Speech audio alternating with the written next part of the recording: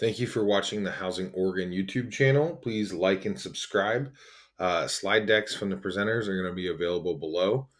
Thanks for watching. Well, hi there. Welcome.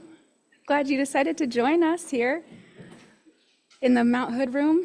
I think I'll get started. My name is Trisha Paul. We'll let people come on in as they will. Today, we're going to talk about the Alberta Alive Affordable Housing Project. I have some fantastic friends here to join me. I work with Energy Trust of Oregon, so I have the privilege of seeing so many familiar faces. It's really great. I help architects, owners, engineers, and developers access incentives from Energy Trust of Oregon in the affordable multifamily space. Let me hand the mic over to Roseanne, and she'll introduce herself. Hi everyone, Roseanne Lynch, project architect with Access Architecture. Hello there, I'm Thayer Hendrickson and I'm with Windsor Engineers. We are up in Ridgefield, Washington, and also have offices in Minnesota. Great. And Energy Trust of Oregon, I guess raise your hand if you've worked on an Energy Trust of Oregon project with me or any of my colleagues before. We have, yes, residential programs, industrial programs, solar program, renewables. It's really excited to be part of the commercial new construction team. So ground up new construction is what I get to specialize in. All the things we'll be talking about today, we got opportunity to fund some of the equipment that's installed in some of these buildings, but we do serve Southwest Washington too with some Northwest Natural incentives. So PGE, Pacific Power, Northwest Natural, Cascade Natural, and Avista help provide funding to support energy efficiencies in our state. And of course, our vision is a clean water, clean air for the next generation of those Oregon residents. Of course, our purpose too is to save energy by using renewable resources and energy efficiency, design a very efficient building and then put some renewables on top, and maybe we can have a building that operates towards a net zero operation for energy. You'll know I'll talk a lot about energy, but let me introduce you to some of the other people that work in our program. Kriya and Amy, you too can raise your hands, are managing or help manage what we call our commercial training and events series. So today, I do lunch and learns in architecture firms. So if you're curious about learning more about our program and the resources available for you, then you can reach out to me. Those lunch and learns do not provide continuing education credits, but these commercial training events do. So if you go to the energytrust.org website and hover over the commercial banner or put some of this language in the search, you could go directly to the website to find those upcoming events. I have a flyer with some dates on it coming up here. Many of you that worked with me before know that if you build a code building, we don't have incentive options for you. Our goal is to bring your building beyond code. And so as code ramps up for us, those incentive opportunities get a little bit smaller. We're always looking for ways to bring funding to the community. So we have these net zero grants. This is Energy Trust offers these two grants, Net Zero Emerging Leaders, which would be an intern in your office that we would pay for, or Net Zero Fellowship. So this fellowship is a grant up to $60,000 that we can help provide to push the needle on net zero and net zero buildings. And when we talk net zero, I'm not always saying net zero meaning net zero carbon. We talk about net zero, we talk about net zero energy. And the downstream consequences of energy do have carbon assigned to them. But I have people asking me, like, how am I going to build a net zero building? I still need a slab on grade. Just to be clear, net zero energy is what we talk about. These are the dates that you can save. Again, you can get continuing education credits. Sustainable Buildings Week, this is coming up in October. The Salem Navigation Center, Allies for Efficiency. So part of our Allies for Efficiency and continuing education is to celebrate a building. So with the help from Amy and Kriya, we were able to put some marketing literature together, put together some presentation and events. So I encourage you maybe to sit in on one of these. All, of course, are on our website, energytrust.org. If you don't have time to show up, you can go online. We have a lot of on-demand trainings that are starting to pile up as a library.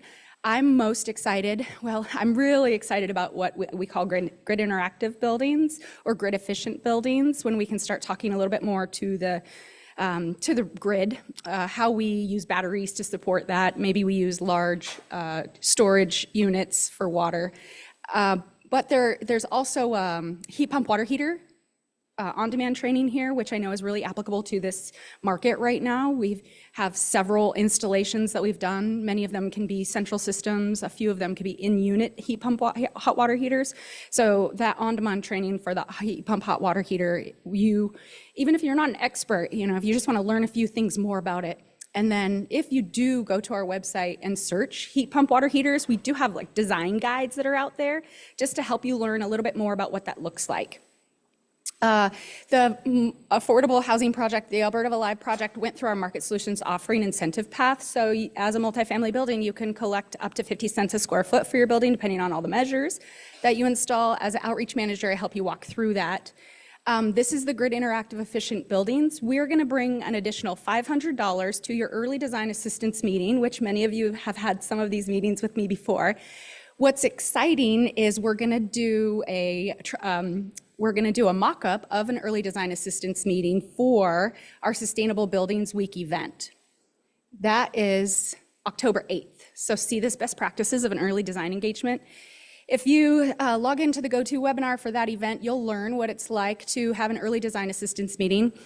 Part of that talks about grid interactive efficient buildings. Karina Hirschberg with PAE is going to join us.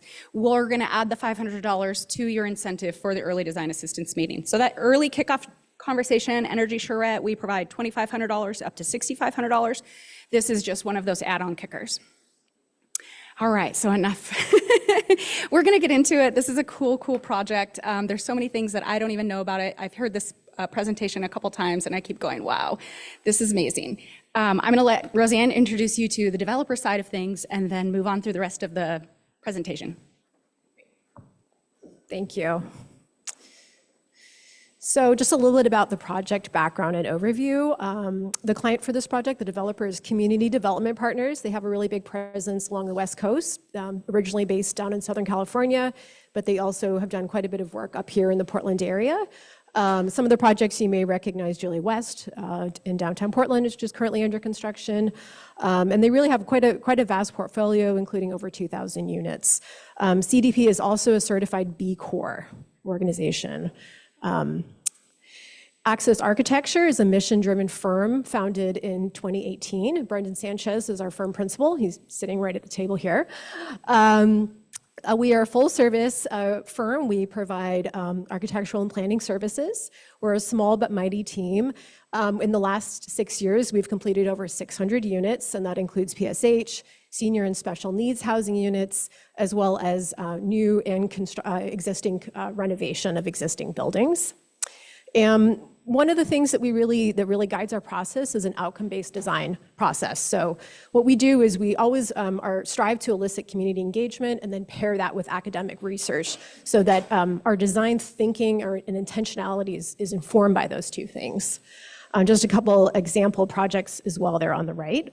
Timberview, this is a mass timber CLT project, all affordable, which is going up in the Gateway District right now, as well as the Gloria Center, which is a full NAB Center project located out in the Dalles. Our general contractor for this project is Colas Construction. They're also based here in Portland and have really deep ties to the community. They've been working for over 26 years here in the Portland area. And something that's really unique and important about this contractor is that there's such important stewards of diversity and really value bringing diversity through the construction pipeline, which is something that made them a really great partner for us as well, being a minority-owned firm, and also really valuing the importance of increasing diversity and the presence of diverse folks in the architecture and design as well as the construction fields. Do you want to introduce yourself? Yeah, so Windsor Engineers, I mentioned we're located in Ridgefield, just north of Vancouver, and then also we have offices in Minneapolis and Duluth, Minnesota. And we really focus pretty heavily on housing, multifamily. So this was a great fit for us. And then we serve markets in Portland Metro, Puget Sound region, and the Twin Cities of Minnesota area. So yeah, I think that pretty much covers it.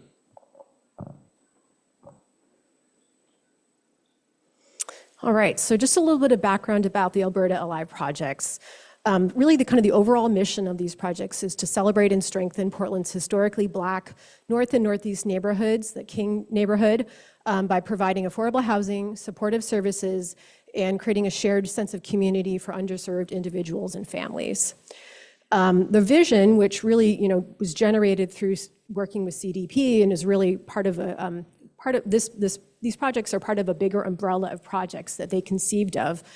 Really the vision is to provide affordable opportunities for folks who may have been displaced through gentrification, who have historical or family ties to this neighborhood, and through a series of historical events struggle to find affordable housing in this neighborhood.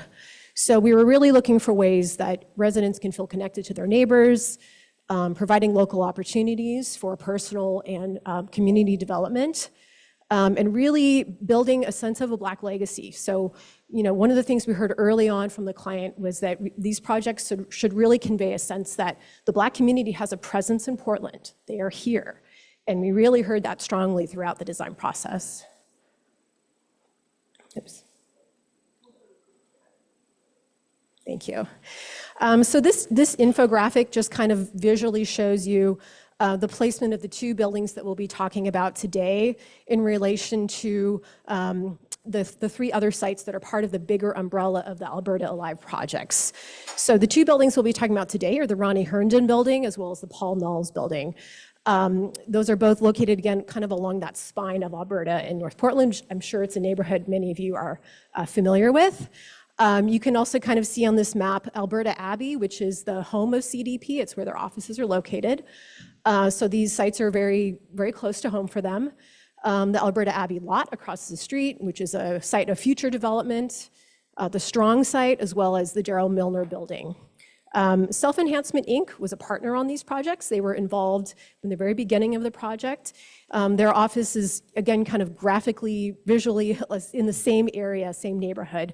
So I think this diagram is really helpful for understanding sort of the synergy that is happening here, through the vision of the developer, really kind of trying to build sort of a constellation of sites that together kind of strengthen a presence in this neighborhood. And then just a really quick note about the namesake of the two projects. Ron Herndon is a lifelong activist based here in Portland. The Ron Herndon building we'll talk about that in a little bit of detail further on. And then Paul Knauls was a business owner in Albina.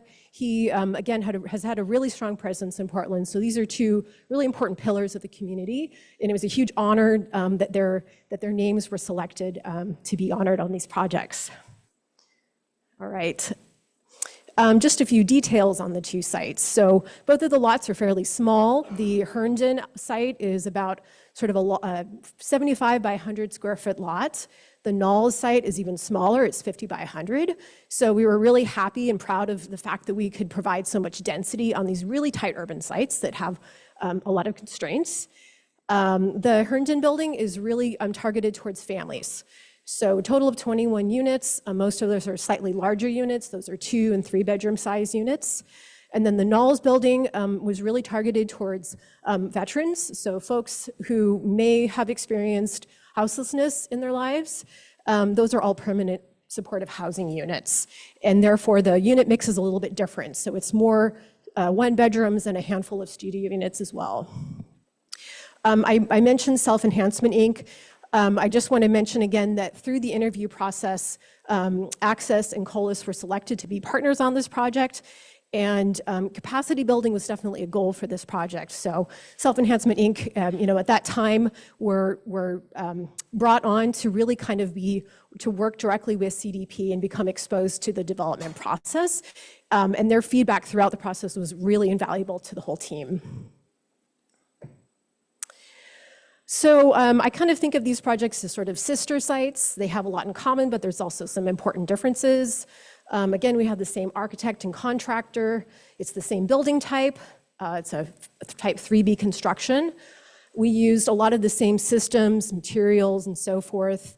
To the extent possible, the contractor used the same subcontractors between the two sites. And they were structured or financed under the same umbrella. So really kind of tied closely together in that sense. Some of the differences, so the Knauls building actually is a Davis-Bacon prevailing wages site. That was one of the reasons why we weren't able to maintain the same group of subcontractors between the two buildings in all cases. The utility structure is a little different between the two sites as well. All the utilities are paid on the veteran building. The rent structure is also a little bit different. And then again, kind of given the difference in the two target populations, that we have different resident services providers located on the two buildings. Just to kind of go back to, oops, went right by it. This slide right here, the Ron Herndon and Paul Knauls are about 3 blocks apart. So there is some geographic synergy between the two sites, but they're not adjacent to one another. Alrighty. Project challenges. So the buildings were sort of your classic pandemic buildings. We confronted a lot of challenges that I'm sure a lot of folks in the room also confronted. In terms of just the design and the permitting process, getting through land use, we opted to use the community design standards. Ostensibly, that would be a more streamlined, kind of less subjective process to get through land use and sort of expedite that process through the city. I mentioned that these are small sites, so definitely, and Thayer can attest to this, we were really challenged to pack as much as we could into these sites. We went through a series of mechanical appeals, primarily having to do with the generators, which posed some challenges. Ultimately, we prevailed. And then just touching on, again, sort of the realities of building during a pandemic, we did see cost escalation, we did see supply chain issues. Again, I'm sure these are familiar experiences to a lot of folks here. Ultimately, despite those delays, we were able to, get the building open, and we even were able to work really closely with the city. The city was a great partner in helping us expedite occupancy, even with some of these delays. So really, it was a group and collaborative effort on that front. All right. Just some of the more specific, maybe design goals for the projects. We really wanted to respond thoughtfully to the target population using inclusive design. Conveying a sense of permanence felt really important to us. There's so much gentrification happening in this neighborhood. We really wanted these buildings to feel like they were knitted into the existing site, but also feel relevant and of their time. We saw site constraints as opportunities to be innovative and be creative. There, we'll talk more about that later. We wanted to, of course, maximize the buildable area. And always our goal is to design with durability and sustainability in mind. But we, of course, want to design buildings that are beautiful and memorable as well. And our goal was to work collaboratively with the entire team on these two projects. So these are just two photos of the completed project. I will note that the Knauls building will have a really large mural in that inset that you see above the entry. That is still under construction, but that mural will feature important figures in the Black community in Portland. So we're really excited to see that get completed. Okay, so just to kind of briefly kind of orient you all, the Herndon building is, you can kind of see that site plan there on the left. We utilized a pretty generous amount on the south side of the site for a large sort of outdoor play area. Some of the features of this building include a pretty generously sized community room on the ground floor that abuts Alberta, so really trying to take advantage of those urban synergies. We have one large kind of laundry room on the ground floor as well to really kind of increase circulation and activity on that ground floor. And then, of course, we have two resident services offices, and those are positioned right adjacent to the lobby. And then we have back of house spaces tightly fitted into the site along the west side of the site. Okay, the Knauls building, we really just kind of maximize, as you can see, our buildable area on this site. Zoning allows 85% of this site in this district to be buildable, so we really went right up to that 85%. We're really proud of the fact that we were able to get so many ground floor services on this site and in this building, which was not an easy task. So some of those services and amenities include a community space with a full kitchen, a smaller size meeting room. This would be for smaller group meetings. and then kind of a support space that could be used for like as a telehealth room. Again, just kind of acknowledging that a lot of the residents wouldn't necessarily have their own personal computer. If they need access to telehealth, we want to have sort of a small private place for them to do so. And that meeting room is really important because it allows for, again, a smaller, intimate organization or meeting to occur that isn't in so much of a public space as that community room. So within this very small building, trying to just offer that variety of services that are also crucial for this population. Okay. I'll just kind of quickly go through these slides. Just a little bit about our process. We always start with looking at the neighborhood context. So these are just some images you can see of the sort of the urban texture and fabric in the King neighborhood. You can kind of see from these images, there's a real strong presence of brick, masonry, and so forth, but definitely sort of a range of architectural styles that can be found in that neighborhood. It's not a historic district, but there are a lot of historically significant buildings. And then looking at precedents, we were really interested in projects that really embraced the cultural specificity and uniqueness of the residents and their art and the culture that is really sort of prominently expressed in those buildings. I think some of you are familiar with some of these precedents. But we were also looking at how other firms and other designers were tackling these urban sites. So the image on the upper right, for example, it's sort of a nouveau sort of Art Deco expression, very different architecturally, but this building is located on 19th and Alberta, so it's within that same sort of context that we're working in.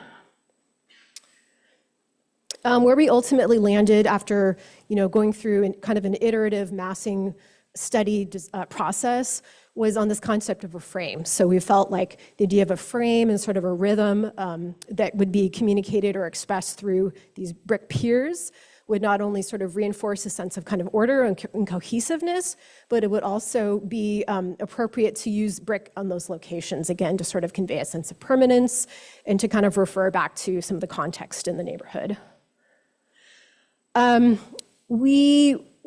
We strove to engage with the community to the greatest extent possible. The design process started in fall of 2020, so we were, I think, everyone's goal would have been to have had more in-person engagement. Just given the fact that we were sort of at the height of the pandemic, we were a little bit restricted in what we could do. But we did have really, again, strong participation with SEI. So SEI was involved in almost every single design meeting. Do Good Multnomah, a service provider here in Portland, provided us with really valuable feedback on the Knauls building. They serve veterans here in Portland, and so a lot of their feedback was really instrumental in helping us understand the sort of the nuances of how we could best serve those veteran folks. So the outreach that we provided included hosting a neighborhood meeting, as well as deploying surveys. Self-Enhancement, Inc. Took those surveys to some of their own participants and their own members, and so that kind of word diagram that you see on the bottom right is the result of some of the highlighted words and kind of the language that was coming out of those surveys, and that again kind of helped guide some of our thinking on the project. And then, of course, I mentioned sort of digging into the history of the neighborhood. We also dove into trauma-informed design as well. That's always sort of an overlay in all the work that we do. For the Herndon building, again, this is the family building. Some of the sort of the elements that were unique to that population included sort of a nice and generously designed inclusive playground. Place was our landscape architect. They were fabulous to work with and really very thoughtful about how to maximize that outdoor space, really creating different zones so that folks of all ages can kind of enjoy that space. The sort of large community room is really kind of envisioned as a series of zones. So within that community room, we're able to really support and host a variety of activities.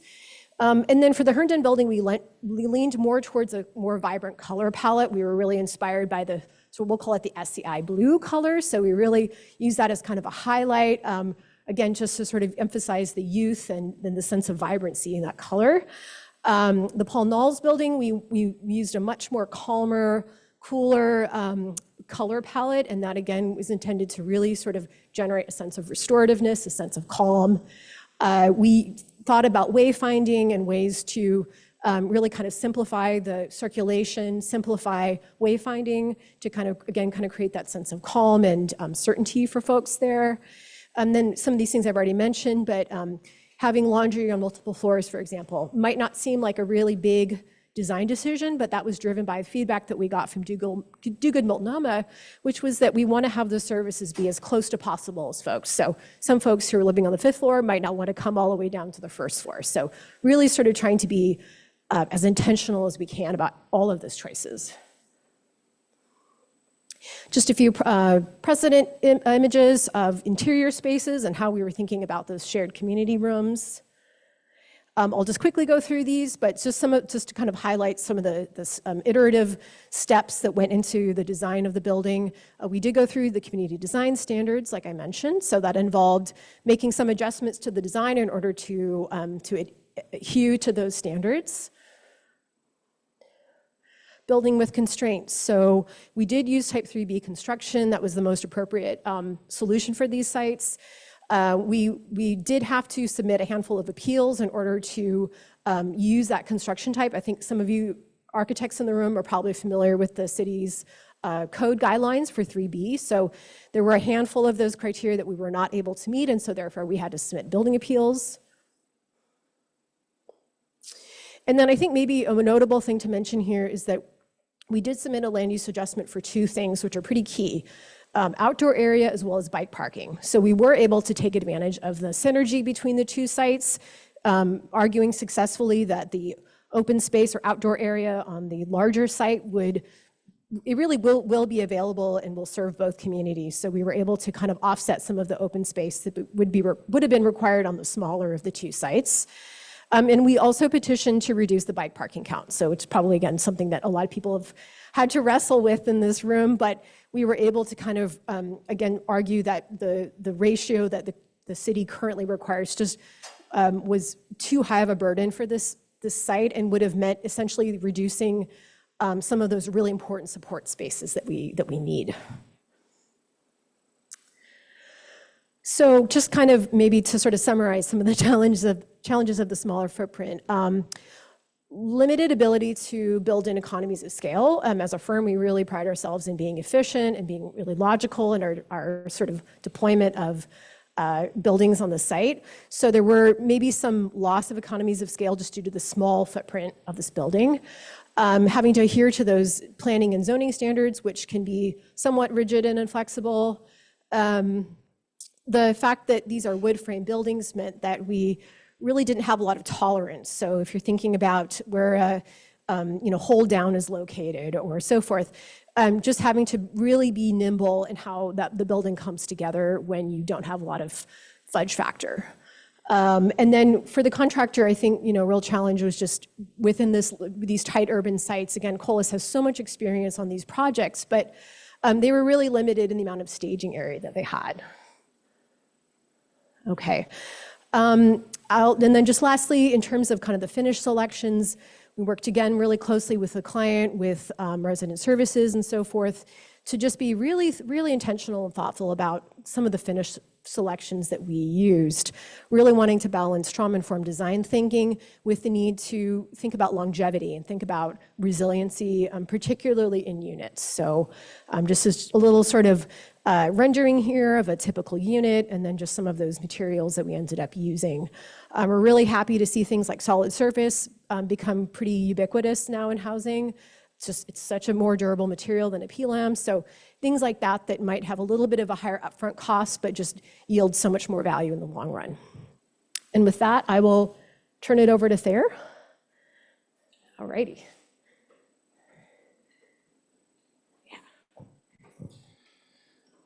Thanks, Roseanne. So I will start here with just kind of a brief overview of the energy goals in the sustainability program for the project. So you can see here the energy use across a 12-month period or a full year for each building. And the taller bars being the code baseline, and the shorter bars being as designed or as built.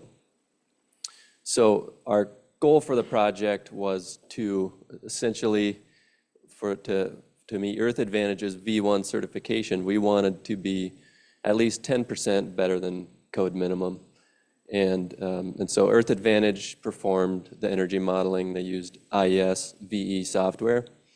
And with our sustainability measures, you can see that we did significantly better than 10%, with the Herndon on the top being 40% better, and the Paul Knauls building down below being 27% better. So it was substantially successful with respect to the energy program. So this is a little closer look at some of the of what that energy use intensity, or EUI, consists of. And again, split up between the two buildings here, Herndon on the top and Knauls on the bottom. Baseline for Herndon being 58,000 BTU per square foot, and as designed being 35,000. And so for both of these buildings, one thing I would probably draw your attention to, of course, it's a little difficult to see this fine print, but each section of the pie chart consisting of the heating, the cooling, lighting, and all the different energy loads in the building. And so the one I would draw your attention to, though, is the pink section, which represents the domestic hot water usage. And so it's a little bit of a foreshadowing of what we'll talk about with our sustainability measures, but you can see that the proposed design is significantly less energy use on the domestic hot water. So here's sort of the key energy features, and I just talked about the heat pump water heater system, but that was a very important one. And then we also had the building built solar ready to receive a solar PV system, high performance envelope designed by Access, and included heat recovery, energy recovery, ventilation in a portion of the building, and all LED lighting, optimized digital controls, and Energy Star appliances. So this was sort of the package of measures that really got us to this, the energy use that we achieved. So we'll go talk a little bit about the spaces. So Roseanne already mentioned these buildings are small. And so when it comes to building systems, that means we need to be super efficient. And so Roseanne did a great job of really shoehorning us into a very small space with one room containing the majority of all our mechanical, electrical, plumbing, and then the fire protection being right next to it, and then the generator. And so both of these buildings were essentially built the same, in a similar manner with respect to the building systems. And so we had to really get creative of how do we get everything in there. An example being using for like the domestic booster system, which you can see a picture of there. We use sort of a wall-mounted system as opposed to a floor-mounted skid. And then we got a little bit creative with the heat pump system, which I think I'll talk about that in a little more detail later. But we also had, of course, a lot of building information modeling, Revit coordination, and iterations of the rooms to make everything fit and get all our code clearances and so forth. So this is our heat pump water heater system. This was kind of the star of the show when it comes to our sustainability features. And the systems we used, it's the same in both buildings. And it's a lock-and-bar CHPA. There's two units, 219-gallon units in each building. 4.2 coefficient of performance, or COP. So they're really a great system.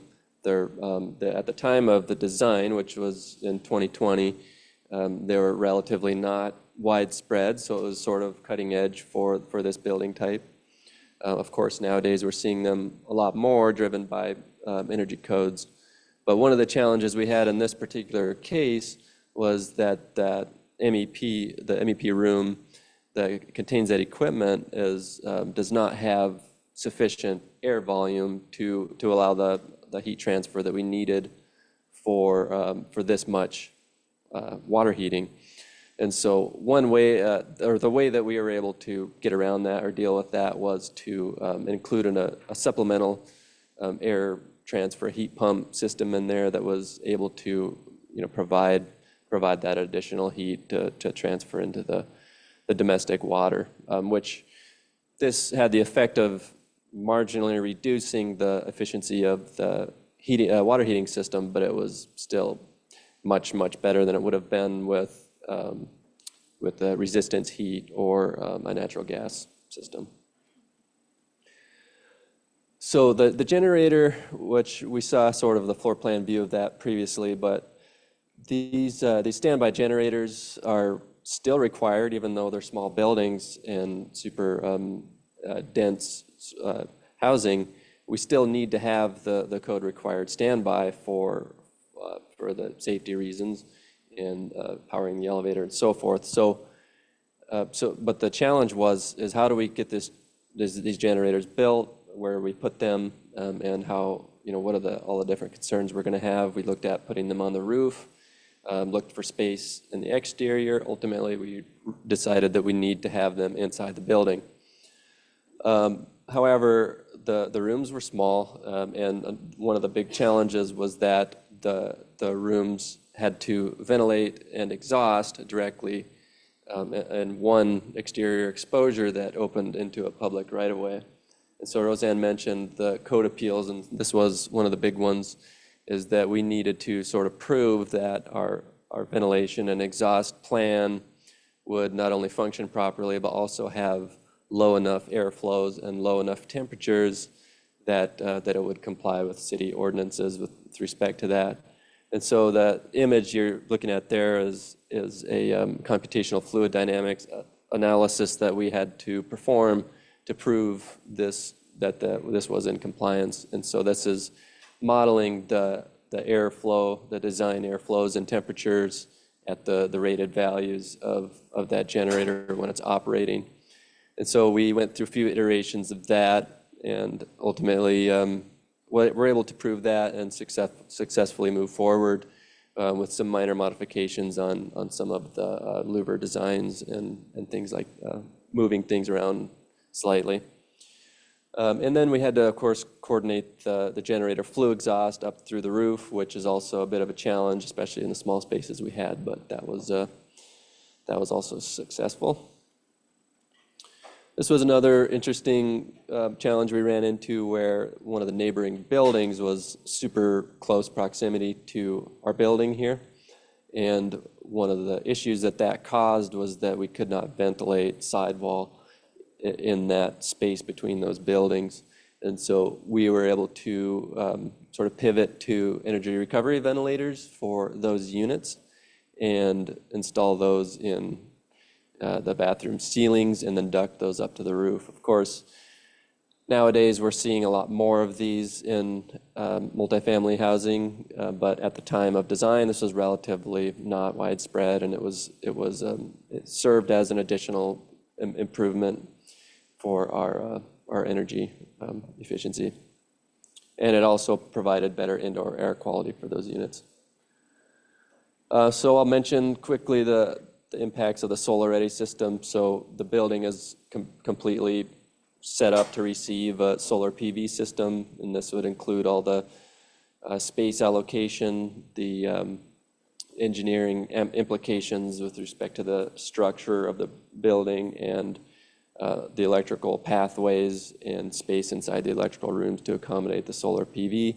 So in the future, if and when this building's ready to receive it, it will be super simple to install. So Roseanne, you want to, or Tricia? I mean, I can just add that we have incentives for Solar Ready through the Energy Trust New Buildings program. Part of what we can help is a lot of design. This project, I can mention also, was co-funded with Oregon Housing and Community Services ORMEP funding. So when people talk about double dipping and some of the things that Energy Trust of Oregon can provide incentives for, and what incentives you also get from the multifamily energy program, this is one of them. And we start by bringing the Solar Trade Ally into the meeting early on. Your Solar Trade Ally will pay $500 for you to pay your Solar Trade Ally to talk about all of the things around solar. They'll be also able to fund a solar development development assistance component. So go back to the office, create a layout, a design of what solar would look like on your building. I mean, no commitments at this point, right? No commitments. You're just trying to map it out, learn about it. We cover that, the $2,500 for that study. And then we cover up to $15,000 for the Solar Ready, which pretty much is everything but the panels. There's also an additional battery storage incentives that's out there. So I guess a quick question too that I had, and I'll pop it in right now because it feels applicable. Will we ever be able to use a battery instead of a generator, a standby generator? Yeah, matter of fact, that's actually that's something we definitely see on some of these smaller projects is looking into, the battery option. There are some challenges with respect to fire code and things like that, but it's certainly something that I've seen done that is a feasible option for these projects. So. Well, this battery storage study will help get closer to that Yeah, application. absolutely. So Rosanna, yours. Thank you. Okay, so don't want to leave the construction part out. That's important too.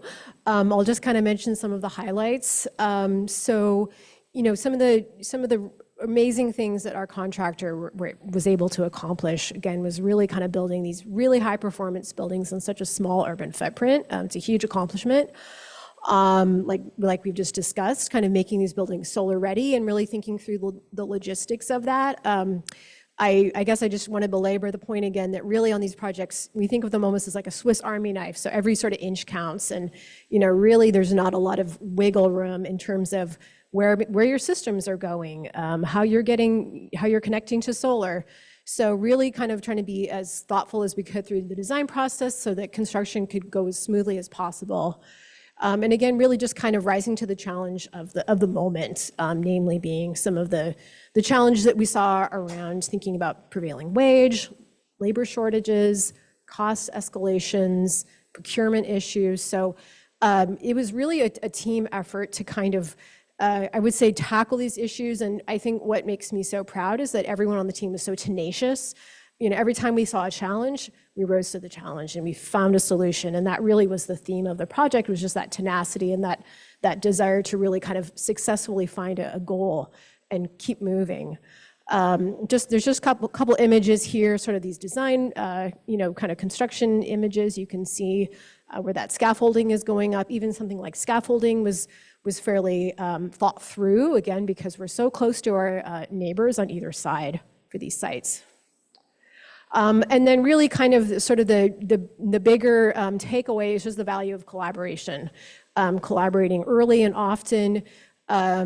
We had some really fabulous people in the field to work with who were extremely responsive, very communicative. It makes my job easier when that happens. It makes their job easier. So again, really kind of seeing how, together we're all sort of working to kind of solve problems and deliver a successful project at the end of the day.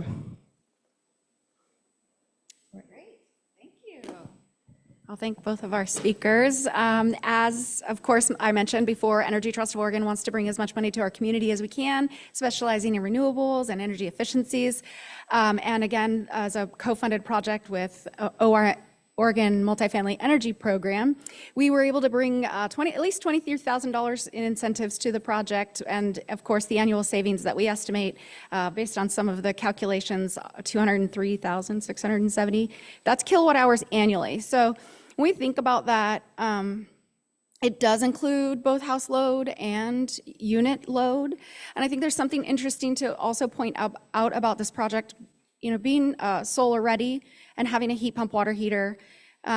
Once that solar installation goes up, many of us that work in multifamily understand that solar can't be broken into 50 pieces or 25 pieces.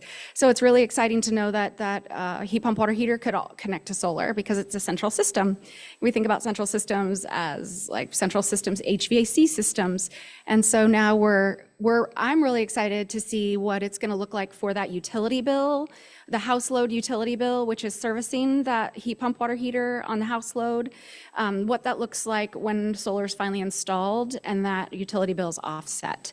I know maybe the owner is going to pay for some of the utility bills in the units for one of the building. So that model must work in certain situations, smaller units. And when we think about what the tenants might pay on the other building, the ERVs, we saw those energy recovery ventilators, those are per unit. The LED light fixtures are per unit. And then maybe plug load, or the appliances and plug load. But the appliances, I mean, did we even put dishwashers? I'm not even seeing sometimes dishwashers or even, big ovens, so the clothes washing, of course, is done in a central system also. So thinking about what those utility bills might be for those tenants is really exciting for me. Is this going to be a $50 utility bill, a $25 utility bill? And then ensuring that the owner has operation and maintenance expenses that are also levelized so they could put more benefits into their community. I saw some Zoom rooms. We were just coming out of COVID. We were doing COVID. That was sort of a thing where people could sit in privacy and talk to their healthcare professional with all the technology that they need.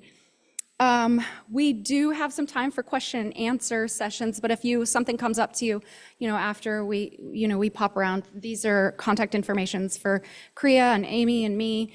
If you're interested in bringing a project to our program or you want to do a lunch and learn, you could take a picture of that slide. So we do want to open it up if you have any specific questions for either of our designers, and if there's anything on the phone, we'll ask for that too. Man, all of my questions were answered. I'll just pop in. I mean, honestly, my first question was that, I remember there being two buildings. One were serving family-size units, and then the other maybe just one bedrooms and studios. But the one bedrooms and studios had the laundry rooms on multiple floors. And as a mother, I'm thinking I'm the one that has to drag everybody's laundry down 4 flights of stairs. But and I know there was also like a veterans component as well. How do you make those decisions? Well, again, we were really fortunate that CDP brought in Do Good Multnomah, and Do Good Multnomah serves veterans, so they brought a lot of their own insight and advice, really, that we could, take advantage of. But again, it's the interesting thing about these two buildings are their similarities and then as well as their differences. So really, just thinking through what makes the most sense for these two buildings. Yeah. Such a push and pull with decisions. I can only imagine. Yeah, and doing that on a really small footprint where you don't always have the luxury to do exactly what you want. So I'll just add, we originally had laundry on every floor of the veteran building. Then the bike code changed. That necessitated essentially fitting bike parking on some of those upper floors. So again, just trying to balance the needs of the client, the needs of the residents with the reality of here are the constraints that we have to design and build under in the city of Portland. All the way in the back. Oh, go ahead. I just want to know, do you have any plans for those occupancy surveys or looking at how that might compare to some of those early EUI models? Sure. So we do 11-month walks. So we will do post-occupancy surveys. We, as a firm, we do that, and we really try to make it into kind of a social event. So inviting people to come. We always provide some kind of incentive for folks to participate, whether that's, kind of a cash incentive or there's free pizza. So really just trying to elicit that information definitely from the user is extremely valuable, and it definitely informs our sort of iterative process for the next project and what we're seeing, where we're seeing successes and where we're seeing areas that we can improve. Yeah. Oh, sorry, I forgot to repeat the question for those on the phone. I hope maybe you could decide what the question was based on the answer, but I will do it right this time. We had another question up here. Yeah, hi. It seems like this project is really unique, but is there anything that you learned from this project that you would implement into future projects or at least consider for future projects? Yeah, I know, right? She could ask the question. Yeah, I mean, I think, we had to be really thoughtful again about just the tight footprint. And I think, quite honestly, from the developer side, I don't know that they would, go back in time and do this again. There's just a lot of challenges with those tight sites. But there's also a lot of opportunities. And I think, the intimacy and the scale of the building is actually pretty special. This isn't a giant complex, right? I mean, it's really, you're right in the city. You're on a bus line. you're there for last Thursdays. So what I think is really special about kind of the scale is just the way that it can integrate into the neighborhood in a way where it's not its own sort of island, right? You're just really in that, you're really kind of in the mix of everything. So I'm not really answering your question, but I would love to see the city release more small scale sites, because I think there's a ton of opportunity at that scale. And we really love the challenge of it, because it forces us to come up with really creative solutions. Not every jurisdiction will let us do all of our mechanical in the same room as our electrical, right? We just can't always do that. But where we can, we find that we're being really innovative, and we're finding ways to really maximize how we're using that ground floor. And the ground floor is always so invaluable, and there's always competing programmatic needs. So I think in some ways, having these constraints actually helps us, discover more solutions and things that we hadn't necessarily considered. Yeah. Yeah,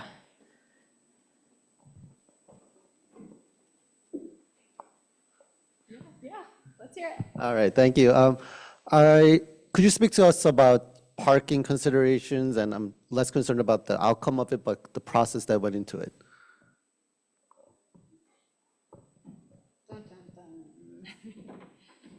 Yeah, so per code, we're not required to provide vehicle parking. We are required to provide bike parking. So I think, again, probably some of you in this room have had to wrangle that in your projects, and the requirements are quite high in Portland, not so much maybe in a different jurisdiction. So we met code for the family building. We were able to just meet that bike parking requirement. It's on the smaller building because we have 31 units and we have a 1 to 1.5 bike parking ratio. So that's 47 bike parking spaces. It's quite a lot. So we were able to bring that down to that 1-to-1 ratio, and that was through a land use adjustment. So not a straightforward solution, but again, just kind of through the tenacity and wanting to really sort of make what we thought was an informed argument to the jurisdiction as to why that higher ratio would really kind of create a really a big burden on the site. Does that answer your question? Yeah, okay, great.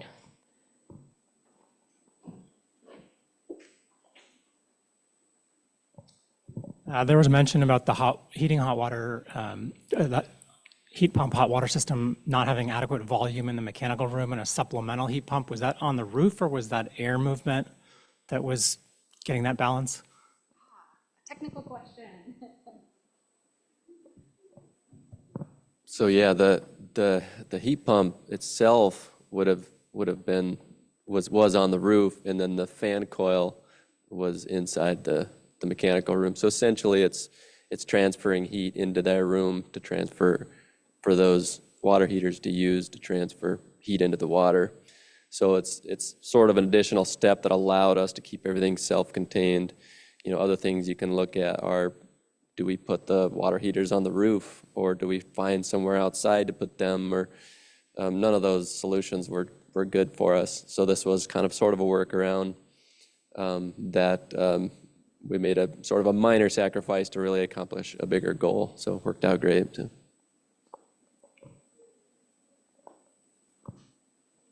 Well, I have one final question. Do you allow pets in the building? Are pets allowed? And did you create a smoking section, or I don't know what they call that these days, but. I can't answer the question was, are pets allowed? I don't actually know the answer to that question. So it's a good question though. Yeah. And we did not designate a specific smoking area. Again, because we're kind of in an urban setting, there's less of a sort of a larger site or campus, but on a project that had a bigger site, we would definitely think about pet relief, and we would think about designated smoking areas. Yeah, absolutely. Well, thank you both, and thank you, Housing Oregon, for giving us the opportunity to have such a great discussion.